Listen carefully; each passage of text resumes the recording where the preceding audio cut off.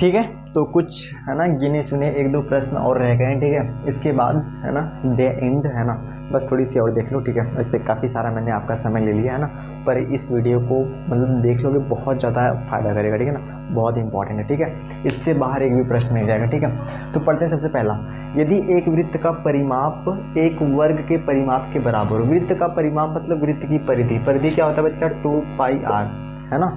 तो जो 2πr है यानी कि जो वृत्त की जो परिधि है ना, वो वर्ग के परिमाप, ये वर्ग होता है ना। ठीक है, वर्ग का परिमाप क्या होता है? ए और ए।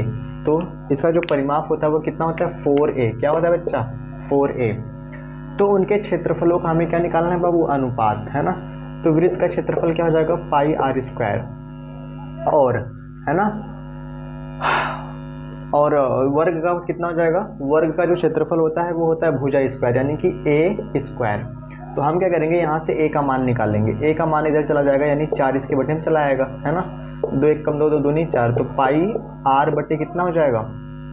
πr बटे कितना हो जाएगा? 2। तो इस मान को हम उठा के यहाँ पे रख देंगे। πr² यहाँ पे है तो a की जगह हम रख देंगे πr बटे 2 का होल स्क्वायर।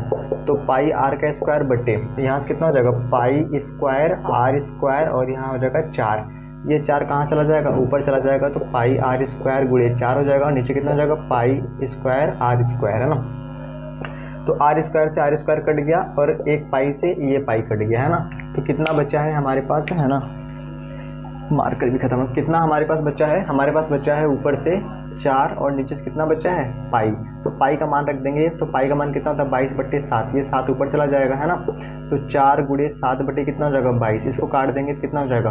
2 दूनी 4 और ये 11। तो 7 दूनी 14/11 यानी कि 14 संबंधी 11 यानी कि ऑप्शन कौन सा करेक्ट हो जाएगा? ऑप्शन बी क्या हो जाएगा? बिल्कुल ही सही हो जाएगा। ऑप्शन बी क्या हो जाएगा बच्चा? बिल्कुल ही सही हो जाएगा। इसमें क्या लिखा गया है? निम्नलिखित में कौन एक केंद्रीय प्रवृत्ति की माप नहीं है? देखो, माध्य, माध्यिका और बहुलक ये केंद्रीय प्रवृत्ति की माप होता है ना। जो हम पढ़ रहे हैं वो सेंट्रल टेंडेंसी यानी केंद्रीय प्रवृत्ति के अंदर आते हैं, पर मानक विचलन नहीं आता है। तो ये हो जाएगा सही। समबाहु त्रिभुज में ABC भुजा AB की माध्यिका CD है तो CD² का मान क्या होगा? ध्यान से देखो, एक हमारे पास समबाहु त्रिभुज है।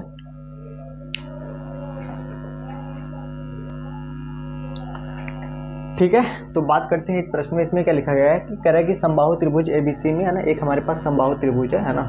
ठीक है, इसको बना लेते हैं ABC। तो कह रहे हैं कि भुजा AB की माध्यिका CD है यानी कि AB पर एक माध्यिका है जिसका नाम क्या है बाबू? CD है। कह रहा है कि CD² का मान हमें बताइए है ना। देखो, समबाहु त्रिभुज में क्या होता है, ये सभी भुजाएं बराबर है यानी कि AB बराबर BC बराबर CA है ना। भाई सभी भुजाएं आपस में क्या है? बराबर है। तो ये एक माध्यिका है। क्या बच्चा? माध्यिका। तो माध्यिका क्या करती है? सामने वाली भुजा को 2 बराबर भागों में बांटती है ना। तो हमें CD की माप चाहिए। अच्छा, ये पूरा AB है तो ये कितना होगा? ये AB का आधा है, इसको हम लिख सकते हैं ये AB का क्या है? आधा है ना। और AC, तो AC किसके बराबर है? AB के बराबर है। तो क्या हम यहाँ पे AB लिख सकते हैं? तो बस ये है समकोण त्रिभुज। हम इसमें पाइथागोरस प्रमेय लगा देंगे है ना। तो क्या हो जाएगा पाइथागोरस प्रमेय से है ना? AB का स्क्वायर बराबर आधार का स्क्वायर है ना, प्लस लंब का स्क्वायर यानी CD का स्क्वायर। तो हमें CD का मान चाहिए, इसको इधर लेके आते हैं। तो AB का स्क्वायर माइनस ये कितना हो जाएगा? ये हो जाएगा AB का स्क्वायर बटे 4 बराबर और CD का स्क्वायर। इसके बटे कर लेंगे, इसका यहाँ पे गुणा करेंगे। 4 AB का स्क्वायर माइनस AB का स्क्वायर बटे कितना हो जाएगा? 4 बराबर CD का स्क्वायर। तो 4 AB में से घटा देंगे 1 AB तो कितना हो जाएगा? 3 AB का स्क्वायर और बटे 4 है ना। तो यही हो जाएगा CD² का मान 3/4 AB²। 3/4 AB²। ठीक है, द्विघात समीकरण x - 1/x बराबर 1 का विभक्त कर ज्ञात कीजिए। ध्यान से देखो, पहले इसको समीकरण के रूप में सही से लिखेंगे। इसके बटा कितना कर लेंगे? 1। तो x का x में गुणा करेंगे तो x², इसका इसमें करेंगे तो -1 हो जाएगा और बटे में कितना हो जाएगा? x बराबर 1 हो जाएगा। ठीक है, फिर इसका यहाँ गुणा कर देंगे। x² माइनस का 1 बराबर का x, फिर x को इधर लिखेंगे। x² माइनस x माइनस 1 बराबर का 0।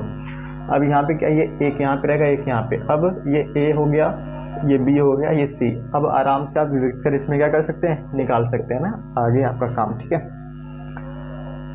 लास्ट सवाल करते हैं। ए भुजा वाले समबाहु त्रिभुज के शीर्ष के आधार पर लंब डाला गया है।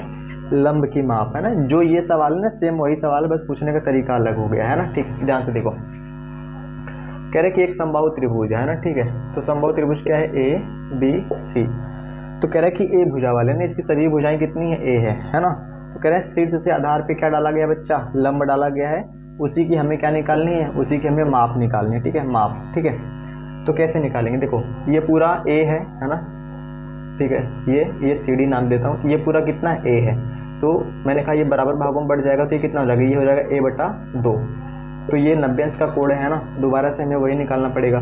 तो कर्ण का स्क्वायर बराबर, यानी कि कर्ण का स्क्वायर बराबर आधार का स्क्वायर प्लस लंब, लंब कौन है, सी डी, यानी हमें उसी का मान चाहिए। ये दोबारा इधर चलाएगा, ए स्क्वायर माइनस ए स्क्वायर बटे 2 बराबर सी डी का स्क्वायर। इसके बटे यहाँ पे गुणा कर लेंगे, है ना, ये ए स्क्वायर बटे 4 हो जाएगा। यहाँ पे गुणा करेंगे तो 4 ए स्क्वायर माइनस का ए स्क्वायर बटे कितना लगेगा, 4 बराबर का सी डी का स्क्वायर। तो 4 ए स्क्वायर में से घट जाएगा 3 ए स्क्वायर बटे 4 बराबर सी डी का स्क्वायर, है ना। तो यही हो जाएगा आपका आंसर 3। हमें किसका मान चाहिए, अच्छा हमें सी डी स्क्वायर का मान नहीं चाहिए, हमें सिर्फ लंब की माप चाहिए ना। तो ये करड़ी के अंदर चला आएगा, तो करड़ी के अंदर 3 रह जाएगा और ए बाहर निकल जाएगा और ये 2 है ना। तो करड़ी 3 बटा 2, करड़ी 3 बटा 2 ए मात्रक है ना, ये क्या हो जाएगा, बिल्कुल सत्य हो जाएगा ना। इसमें सी डी स्क्वायर पूछा था, इसमें सिर्फ इसकी लंब पूछा था ना, लंब, है ना। तो इसलिए हमें इसको करड़ी में करना पड़ा, ठीक है। तो ए 2 बार था बाहर निकल गया और 4 2 होता बाहर और करड़ी के अंदर रहेगा, ठीक है, द एंड, है ना। ठीक है, वैसे बहुत सारा समय लग गया, ठीक है ना। मैं एक सुबह से, है ना, मतलब मैं रात के प्राय 2 बजे से, है ना, लगातार काम कर रहा हूँ, ठीक है। और इस समय बज चुके हैं लगभग 8, लगातार वीडियो बना रहा हूँ, लगातार अपलोड कर रहा हूँ, ठीक है। और अगर आपने इस वीडियो को यहाँ तक लास्ट तक देखा है तो बहुत बहुत थैंक यू सो मच। और सच बता रहा हूँ कि आप एग्ज़ाम में एक भी MCQ गलत करके नहीं आने वाले हो, ठीक है बच्चा। तो है ना, मिलते हैं नेक्स्ट वीडियो में, तब तक के लिए धन्यवाद। और एग्ज़ाम के लिए ऑल द वेरी बेस्ट, है ना। खुश रहो और आराम से एग्ज़ाम दो, हैप्पी, है ना, कोई भी चिंता की बात नहीं, ठीक है। तो मिलते हैं नेक्स्ट वीडियो में, तब तक के लिए धन्यवाद, ओके बाय और बाय।